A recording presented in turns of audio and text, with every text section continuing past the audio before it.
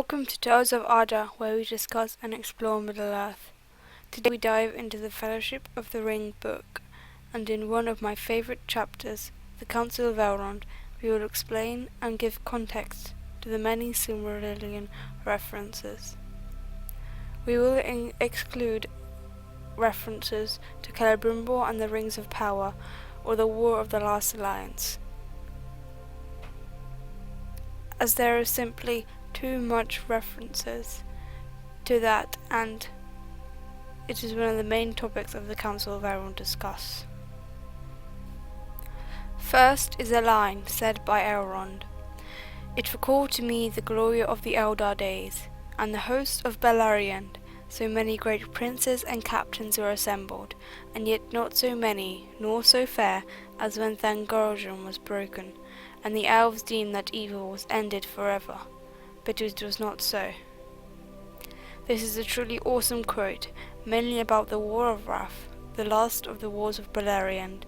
If you would like to learn more about this war, then please check out our video on it. The term Eldar days, as used by the elves, refers to the first age and before. The elves consider it their height of power and strength, taking on many great foes, and even though the elves mostly lost all their power to the Dark Lord Morgoth, they still consider it as a time that they were young and dominant. Beleriand is the land west of Middle-earth, and before the end of the First Age it was a part of Middle-earth, just separated by the Blue Mountains, which is one of the few surviving pieces of land that remained when Beleriand was sunk at the end of the First Age.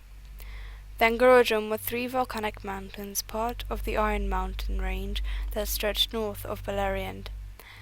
They were said to be the tallest peaks in Beleriand, as they were raised by Morgoth, the Dark Lord himself. The breaking of these peaks is a crucial turning point for the War of Wrath, as they are broken in the Great Dragon and Caligon's fall, and Caligon was one of the first winged dragons, and he unleashed terror on the host of Beleriand. He has only killed one Eärendil, who we will talk about later, kills the monster. And finally, when the elves think that evil is ended, Morgoth's second in command, Sauron, comes back and haunts Middle-earth for the next 2 ages. For men multiply, and the firstborn decrease. The term firstborn is a reference to the elves awaking before the men. The elves awake in the Bay of Cuvienen during the years of the trees, whilst the men awake in Hildorien in the year 1 of the First Age. In the Third Age, all grandness of the Eldar days is forgotten, and the elves decrease in power, whilst the dominion of men starts. Of that tree before came from Eressëa, and before that put of the utmost west in the day before days, when the world was young. This is referring to the White Tree of Gondor, which was a descendant of Telperion, one of the 2 trees of Valinor, which grew in Aman before the First Age. A tree in the likeness of Telperion was planted in Tirion, the Noldor capital, the Noldor being a section of the Elvish race. The tree in Tirion was named Galathylion, and its seed would grow to become its own magnificent tree on the island called Tor Eressëa. It was named Celeborn, and its seed would be given to the Númenóreans, who would plant it in their capital of Armenelos, and this tree would be known as Nimloth of Númenor, and then its seed would be the White Tree of Gondor. Then the utmost west is Valinor or Aman, and it is the abiding place of some elves and the Valar. It's also the place Frodo sails off to at the end of The Lord of the Rings. and they who dwell beyond the sea would not receive it. The people that are beyond the sea are the before-mentioned Valar and the representatives of Eru-Ilúvatar in Arda.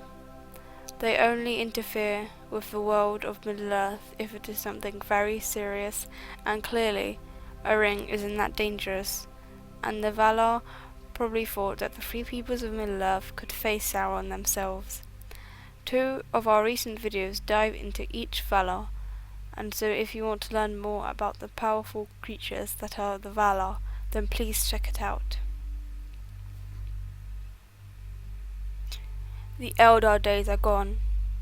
Another mentioned to the First Age and before. Elrond is my sire, who was born in Gondolin before its fall, and my mother was Elwing, daughter of Dior, son of Luthien of Doriath. Just a line by Elrond explaining his awesome lineage.